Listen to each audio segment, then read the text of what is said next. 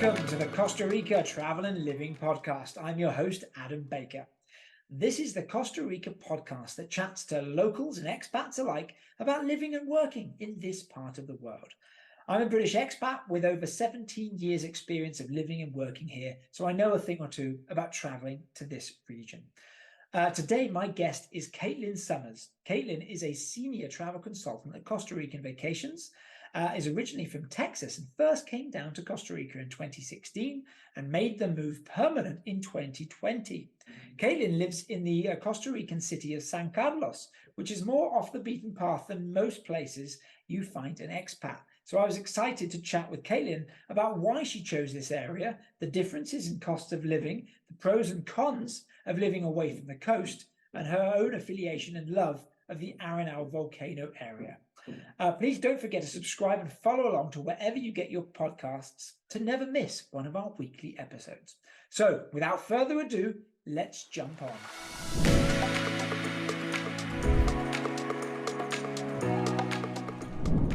Hey, Kate, how's it going? Great to have you on the podcast. How are you doing? Hi, Adam. I'm doing really good. Thanks for having me. No, not a problem at all. Not very often do I get the chance to speak to somebody who's kind of more off the beaten path in a more popular town for locals. You're based in San Carlos, maybe 2.5 hours north of San Jose, the capital. We spoke to Aaron a couple of weeks ago, and he's out in Turrialba, so again slightly off to the east. But it's really exciting to chat with you because obviously San Carlos is quite a big town and city in Costa Rica terms, but again not really anywhere specifically focused for tourism, kind of on the way to the Arenal Volcano. So it's going to be interesting to chat with you about that. But as ever, before we get started, I would love to hear how it all began for you. Give me the backstory for why you got to Costa Rica. Yeah, for sure. So I love when people ask me this because I love to tell my story, and I find that I have a kind of a fairy tale story, if you will say. Yeah. But basically my story began back in 2016 in college. It was my junior year. And I was just lost and just felt like I needed to get out of the US and experience something different and unique and try to find myself and figure out really what I wanted to do. Because I was going into the medical field as a biology major. So basically I studied abroad here for 4.5 months in San Ramon. It's like an hour outside of San Jose, super cute town, beautiful. And within 2 months, I just fell in love with the country and just felt like this is where I wanted to be.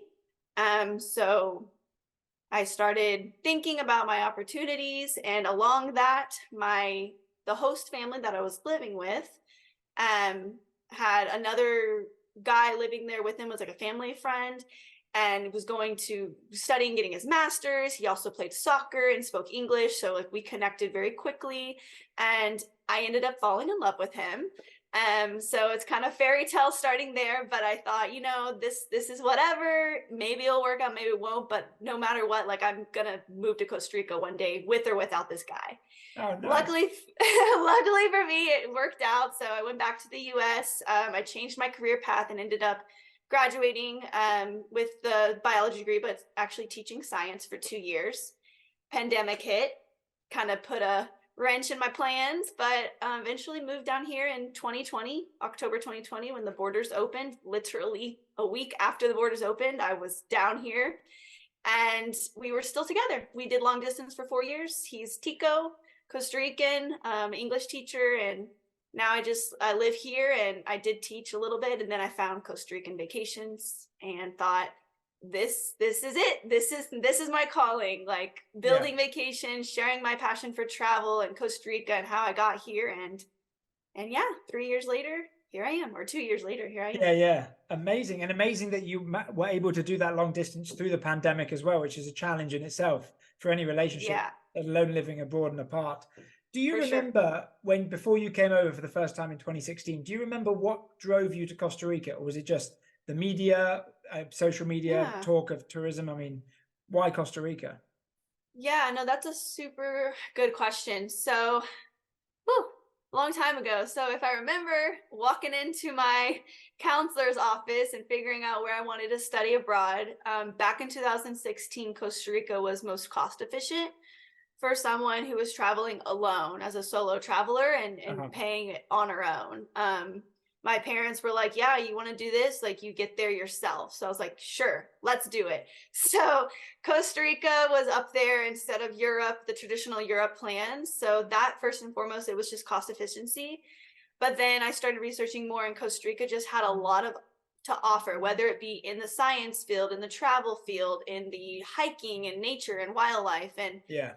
I also always wanted to learn how to speak Spanish, so it kind of just made sense. And it wasn't too far away from Texas. That's where I'm originally from. So yeah, that was me, really the reason why I chose to come here, and it was a good choice, life changing. Yeah, it's funny, isn't it, when you think about the proximity and how those decisions help, along with the loves and the passion for nature, hiking. I was very similar when I was presented the chance to do like a year abroad post university. I was originally going to go to New Zealand, and at the time I felt like New Zealand was literally the other side of the world to the UK, Mhm. but Costa Rica, even being over the Atlantic Ocean, felt much closer. Obviously, for us, it's about 12 hours, and obviously for Texas, 4 or 5, it's not too bad at all. Yeah. Oh What? man, it's less than 3 hours to Texas. That's true. Yeah, it's the easiest, one of the easiest routes from Yeah. Texas to Costa Rica. It's just whoop, right there, direct shot. When you came down and then decided to make the move as soon as you could once the borders opened in 2020, was there any cultural shock or surprise that you weren't necessarily expecting when it comes to living in Costa Rica, as opposed to all your trips previously? Yeah. On a superficial front, not having Amazon at my fingertips Yeah. was a little a downer, but I save money now because I'm not always on Amazon. Yes. But other than that superficial stuff, I think probably the biggest shock was really just the language barrier. Honestly, that's such a cliche answer, but it truly is. Especially, I came here and I barely could speak Spanish, and now I can hold a conversation no problem. um but yeah, just because I chose to be in areas where it was less touristy. So usually when people study abroad, they go to places where English is prominent, so they don't really have too much of a problem. But for me, I wanted to do the exact opposite and really just throw myself in. And I think that also helped me fall in love with the country because I wasn't around other Europeans or American or US people. Yeah. I was with Costa Rican families and culture. And so that was the hardest thing, but it was worth it. Yeah, no, I mean, it's really true. That immersion into a more local side of the culture will certainly help you with the language, as opposed to being in one of the coastal towns or the more built up areas where you find lots of tourism or even locals. English is really well spoken here. But Yeah, it is a good point exactly. how it can still be an issue. And it's something that you will pick up if you jump in the deep end sooner, for sure. Hmm. You made a point there about specifically living off the beaten path a little bit more when it comes to maybe US expats, North American, European expats. Was that a conscious decision? And why did you choose San Carlos? Yeah. So originally, when I moved here, I actually spent the first 4 months in Aredia, which is basically in San Jose. Um, and that was just because I was teaching at a private school, and that's just where the jobs were. Yeah, But I quickly came to realize that I wasn't happy anymore in that position. Teaching here is very different than teaching in the US. And that was when I went on a search for something else, and how I found Costa Rican Vacation. So as a travel consultant, we can live anywhere in Costa Rica. But for me particularly, like I said earlier, I had been in a long distance relationship for 4 years and only seeing who now is my husband 1 to 2 times a year for 4 years. And still, when I moved here, we still lived 3.5 hours apart. right. That's true. So I was just like, okay, I'm here now, but like, how do we come together? And so he actually lived here in San Carlos before me as an English teacher. And so I moved here so that we could be together. And it just so happens to be in a small town, 40 minutes, 50 minutes outside of the main La Fortuna volcano town. Yeah. And that's kind of how here. So I didn't personally choose it. It kind of just worked out with my story and where my husband is at. But Yeah. it's not bad because I get to be close to really popular areas like the volcano, which is very dear to my heart. This volcano has another story. Yeah. But I get to live on the cheaper end of things, right? So I'm not in tourist areas. Yeah. No, I was going to ask you, what would you say are some of the typical pros and cons that you answer a lot about living slightly off the beaten path, but in a really a bigger town city here in Costa Rica? Yeah. So, I mean, the first and foremost thing that I think about that would be nice to have closer to me is like a bigger grocery store, such as like Walmart or here in Costa Rica, like some of the popular bigger grocery stores that have like US brand products, Yeah. or like Auto Mercado, for example, that are very abundant in tourist towns of San Jose. Super nice store. Um, but I live like 45 minutes away from like the next biggest town that has a theater and a mall and Walmart and things like that. So sometimes that can be a little challenging. I just have to use like the local little markets here, but it does keep me humble because I am giving back to the local community versus like a big corporate place like Walmart. Yeah. So that's like one, I guess, con in a way. The other thing is just being far from the airport. As someone who travels a lot, driving 3 hours to the airport is not the most fun thing in the world, but at the end of the day, it's not like I'm going there every single week. So it balances out. Yeah. But that's pretty much it. Anything else? I mean, I don't I'm good living here. It's quieter, it's less busy, not as much city life. It's Yeah. just more pura vida. Yeah, yeah, no, for sure. Do you see yourself? I usually ask this at the end, but it seems like a good time to ask. Do you see yourself living in San Carlos in the long run, considering your really in-depth knowledge now of the country at large, and even your future? Yeah, so yeah, in total transparency, love to be honest. No. San Carlos is beautiful and I love it here for the fact that I get to see the volcano every day. From my house. I can see it over there. Yeah. But it's really hot here, Adam, and Yes, I was gonna say. I'm not a big heat person. I'm not a beach person. I'm a mountain person. So our, 5-10 year plan is actually to build our forever home in the mountains of either off the beaten path places like Bajas del Toro area or Los Angeles. Yes, Los Yep. Angeles. Outside of San Ramon, the area where I study abroad. It's just beautiful, just Yeah. mountains galore, kind of like a mini cloud forest. Or yeah, those are like our two top places. So just basically to be in the mountains and away from the city, but like within a 10 to 15 minute drive of everything that I would possibly need. Yeah. No, it's nice to meet a like-minded person. I'm like you. I am not a fan of the heat, hence still being here in San Jose where it's a lot cooler, and certainly a lot cooler than where you are. People think that maybe because you're near the volcano, it's kind of cool, but actually you're on the Caribbean plain. It's really Yeah. hot. Does see a fair amount Yeah. of rainfall with sporadic weather all year round. So yeah, I can imagine that. And they have two beautiful areas when it comes to cloud forest being slightly high, beautiful place to build. You have to stay in touch with some of our future podcasts as we will be discussing about building homes and all the pros and cons of how to deal with Yay. that. But that sounds like a lovely plan. Um, what obviously you've spent a lot of time in San Carlos. You're very affiliated with the Arenal Volcano. It's a very popular region to sell. What would you say are some of the more lesser known spots around the Arenal Volcano that you like to recommend, be it tours or places to stay? Yeah. So one of the first things that comes to mind, which can be done if you're staying in the La Fortuna area of the volcano, is Rio Celeste. People know about Rio Celeste. It's not super like unknown, but Yeah. it's also not on the way of anywhere. Like it's kind of out of the way, unless you're heading towards the beach or to Monteverde. So that one is really cool. It's about an hour and a half away from La Fortuna, so an easy day trip, and it is a mini cloud forest. Beautiful national park, has the beautiful Rio Celeste waterfall. That's crystal blue if it hasn't rained recently. So I think that that's a really unique place to visit near the volcano region. Other things, really, I wouldn't say, I mean, it's necessarily next to volcano region, but could easily be added to an itinerary as you on the way to the volcano region. As an off the beaten path is just going back to the Bajas del Toro area, which is Yeah. about an hour and 20 outside of San Jose. And it's on the way to La Fortuna if you're going like up and down versus just straight across. And that area is truly, truly untouched. Gym. It has lots of waterfalls and hiking trails, and it's just very like you are one with nature there. The tourism sector hasn't exploded over there yet. I think it Yeah. will in some years.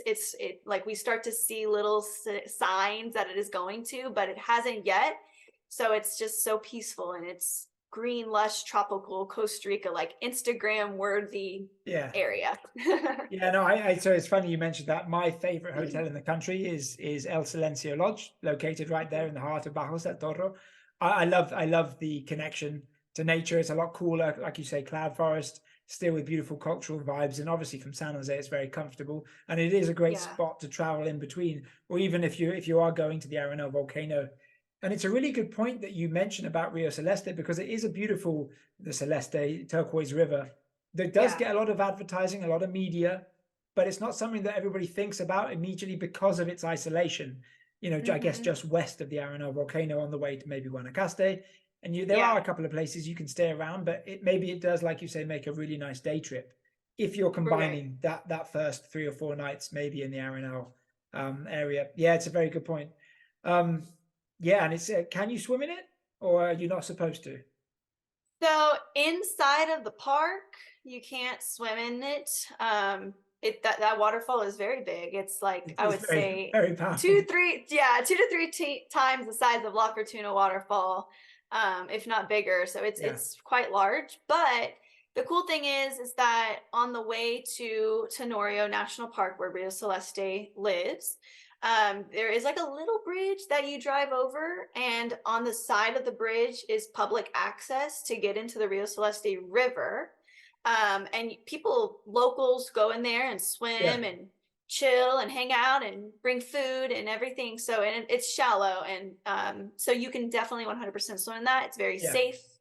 But that would be the only way to do it through that. Unless you stay at a hotel that is centered around Rio Celeste, they usually have like trails on property that will take you to the river. Ah, very good to know. That's an awesome tip. Well, speaking of off the beaten path trips there around Arenal, I asked the question, a lot, especially to some of the travel consultants, the senior consultants that have worked for Costa Rican Vacations now for a number of years. A lot of people want to know what's the best thing they can do for their 7 days. Maybe they're thinking about all-inclusive resorts or just staying on the beach. And then we encourage go to the volcano first. If you're coming for the first time, 3 nights adventure, 4 nights relaxation, Arenal Volcano, maybe the Guanacaste region, Mount Juan Antonio, Central Pacific. What would be an interesting off the beaten path 7 day trip that you would recommend, that you would love to travel and probably do yourself? Yeah. So yes, I love this question. And it actually reminds me of a recent itinerary that I put together for a couple of seniors who are retired who just really wanted to see Costa Rica in all of its glory, not just tourist areas, but the off the Yeah. beaten path as well.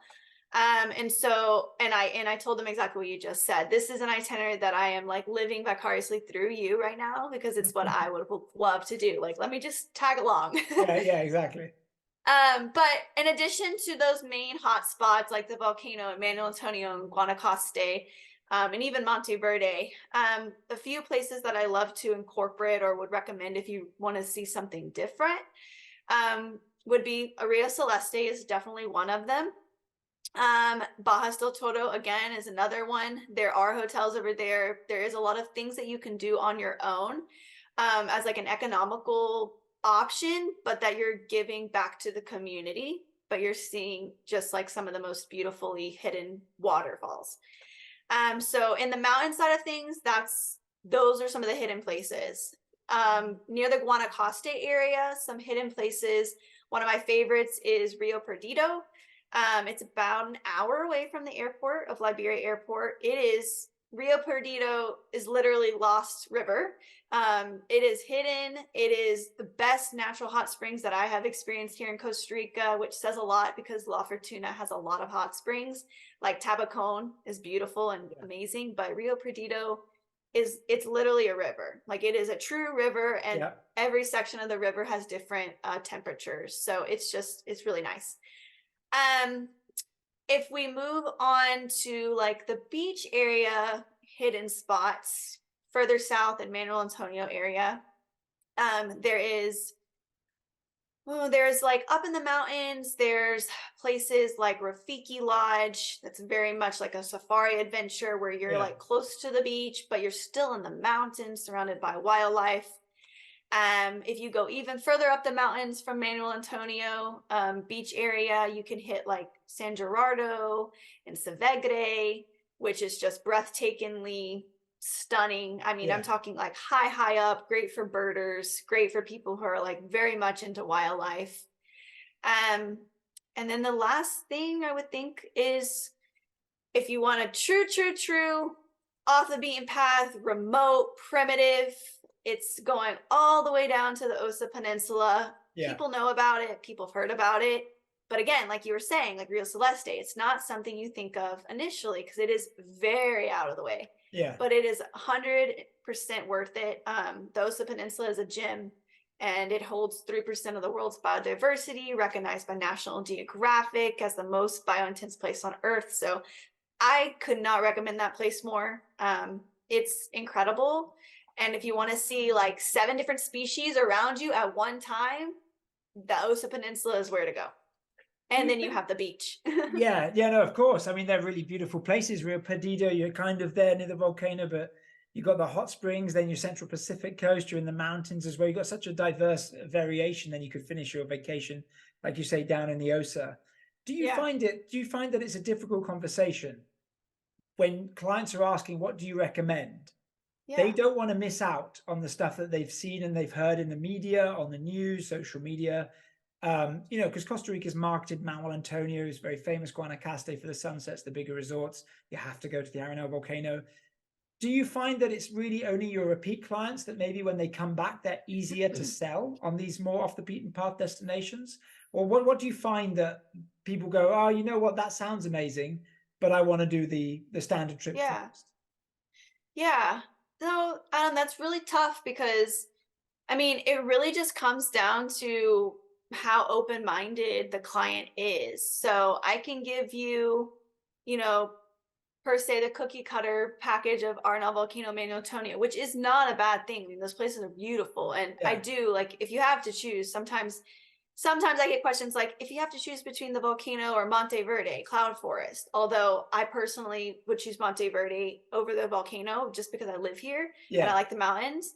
But someone who hasn't been here, the volcano is like a must. Like it's not every day you see a volcano in your face. So that's like easy. But when you're starting to get off the beaten path, it really just depends on really comes down to trust. Like how much do you trust the local expert, in this case would be me, who lives here and has done these things.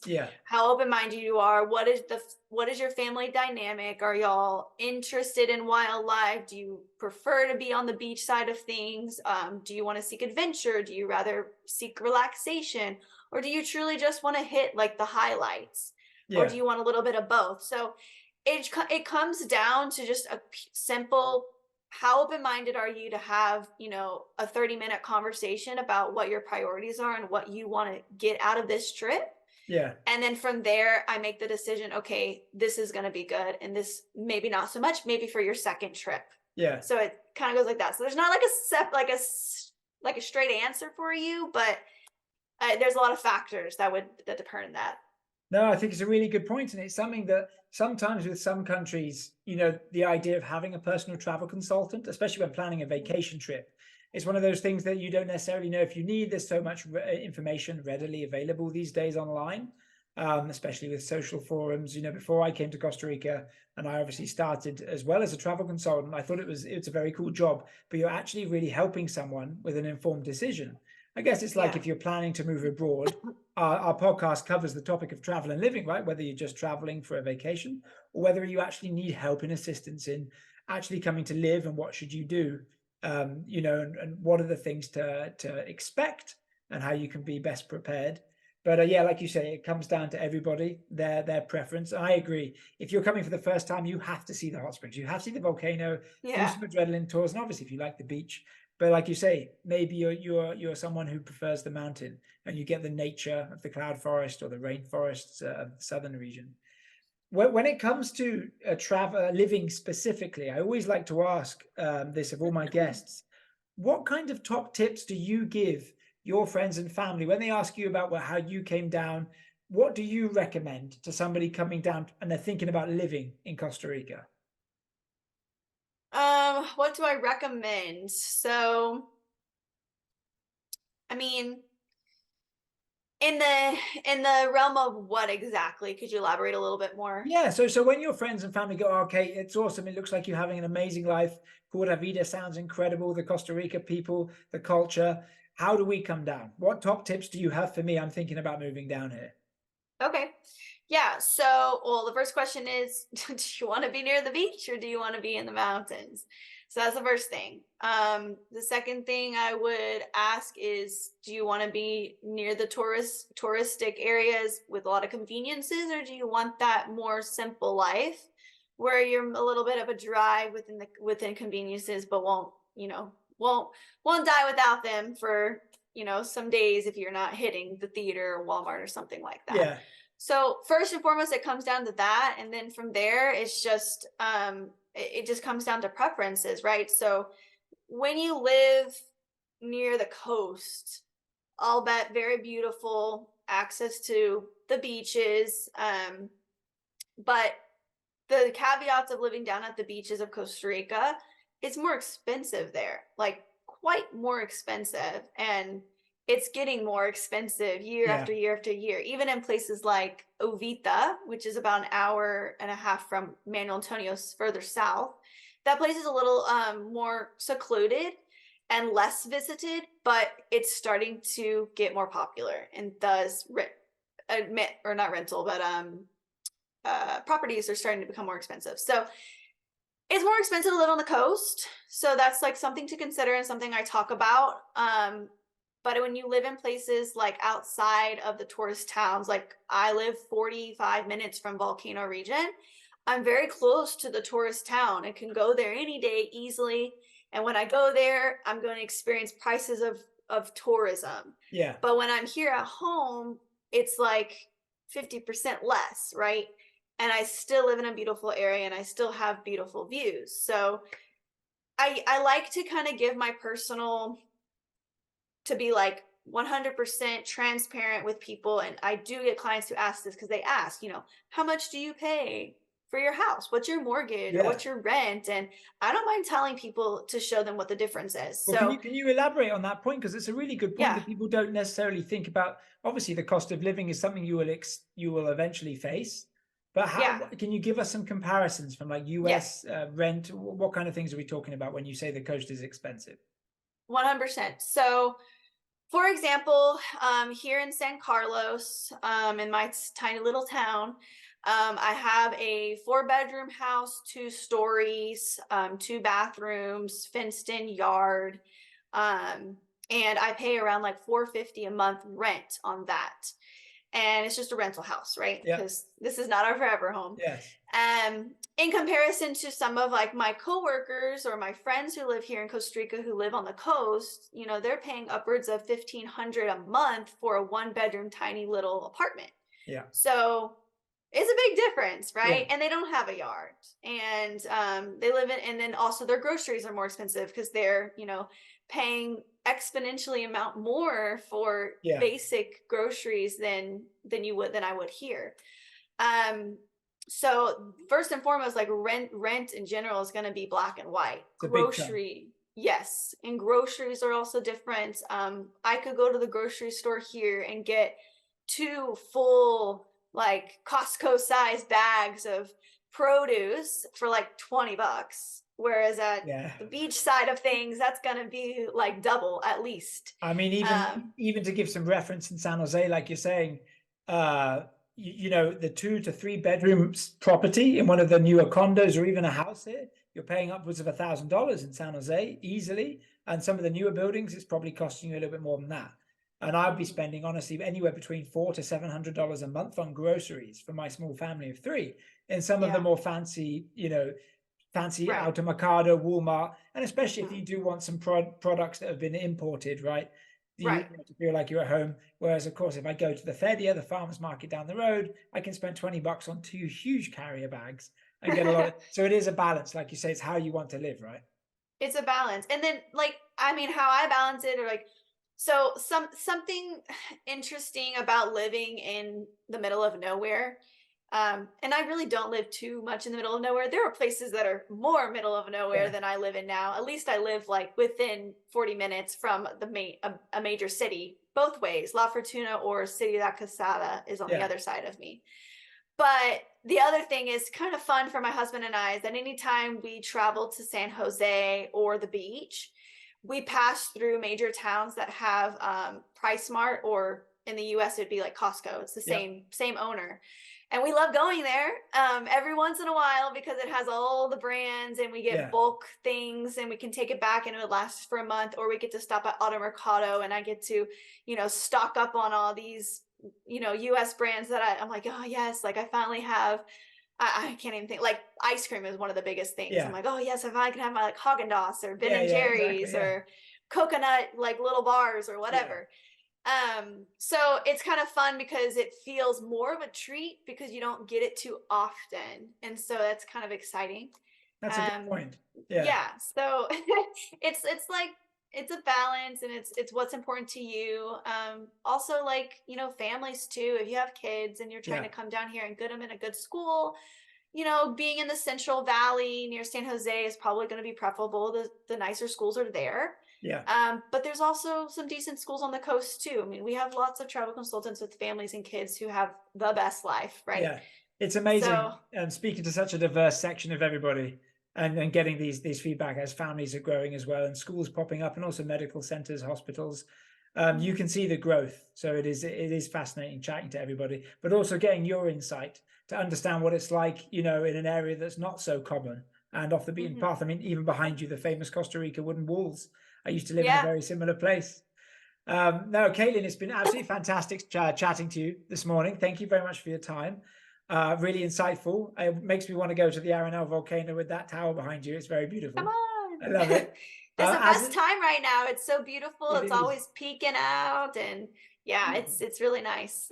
I'll make sure to put your credentials into the description box for those watching on YouTube, and also have a contact your information on any podcast platform that any of our guests are listening to. Thank you very much for your time.